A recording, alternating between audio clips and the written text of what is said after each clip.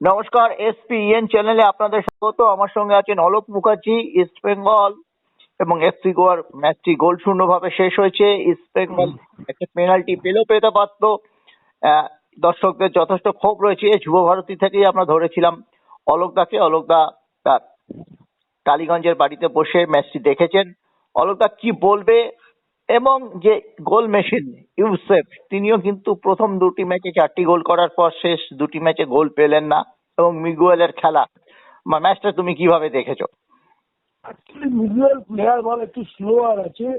তারপরে কি বলতো, শুটিং, যেটা ও শুটিং করা যেসব জায়গা থেকে ওখান থেকে বাপায় বল গোলে রাখতে হবে, ও শুটিংটা বারের ওপর দিয়ে তুলে দিচ্ছে। কিন্তু প্লেয়ার ভালো, কিন্তু স্লো আছে, একটু স্লো আছে, কিন্তু প্লেয়ার ভালো। কিন্তু আমি জানি না পরে যে স্ট্রাইকারটা নামলো, ও কি ডেনমার্কের? ও সোলসবার্গ। ও ও একদম সোলসবার্গ। ওকে কেন নামানো হলো, কি করতে নামলো কেউ জানে না। জানি না আমি। কিন্তু তারপরে তুমি জয়গুপ্তকে বসিয়ে রাখলে কেন? কি জয়গুপ্তকে বসিয়ে রোজ একটা করে ডিফেন্সে চেঞ্জ করছো? তারপরে তুমি লালচুকে বসিয়ে লালচুক তো কিন্তু জয়গুপ্ত আগের ম্যাচে খুব খারাপ খেলেছিল, ওখান থেকে প্রচুর আক্রমণ হয়েছিল। এও তো পায়ের তলা দিয়ে বল গলিয়ে দিচ্ছি বলে। ওরাও জিততে পারতো, ইসবলও জিততে পারতো একটা। ওরাও চান্স পেয়েছিল ভালো, এবং একটা ছেলে বাঁচিয়ে দিচ্ছে। দুটো স্টপার খারাপ খেলো, আলোয়ার তো আউটস্ট্যান্ডিং। হাফ লাইনও তোমার যারা মাথাটা ওটা নাকি রশিদও খারাপ নয়, কিন্তু উইং প্লে ভালো হচ্ছে না।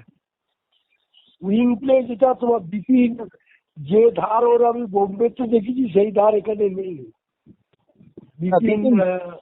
বিপিন কিন্তু অনেক কটা সেন্টার করছে, কিন্তু সেন্টার সেন্টার করছে, কিন্তু সেন্টারটাকে ওই ওই বল প্রথম বলই তো ওই স্ট্রাইকারটা মিস করলো, যে গোল কোথায় হেড ড্রাইভিং হেড করলে গোল হয়ে যেত, পা দিয়ে মারতে গেলে।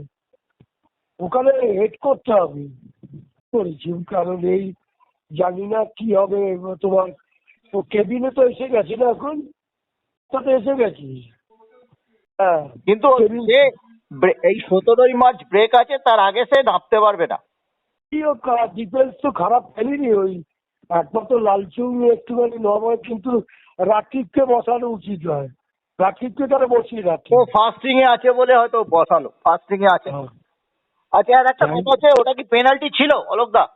এটা রেফারি, ও তো আনোয়ারেরটাও তো ভয় পেয়ে গেছিলাম। আনোয়ার কেনা পেনাল্টি দিয়ে দেয়, কিন্তু আনোয়ার বলকে ট্যাকল করেছি যাইনি। আর রেফারি এরকমই। রেফারি যদি স্পটে না যেতে পারে, সে কি করে পেনাল্টি দেবে? স্পটেই যেতে পারেনি রেফারি, নিজের স্পটেই যেতে পারেনি। পেনাল্টি দিতে গেলে তো সামনাসামনি থাকতে হবে, দূর থেকে কি করে দেখবি? দিলে পেনাল্টি দিলেও দিতে পারতো। আরো আরো ভালো খেলা আশা করেছিলাম ইসবল। কোচ আবার আমি জানি না কি প্র্যাকটিস করায়। আরো আরো দরকার আছে। টিমটা ভালো আছে, টিম ভালো আছে, টিম যথেষ্ট ভালো আছে।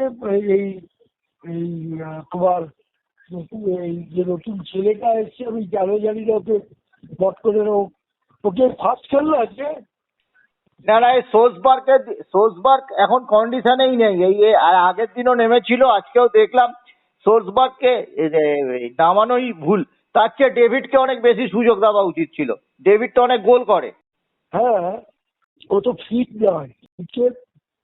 খেলা না খেলালে কি করে হবে? না খেলালে কনফিডেন্স নষ্ট হয়ে যাবে। ডেভিডকে বলছি, ডেভিড ভালো প্লেয়ার ছিল।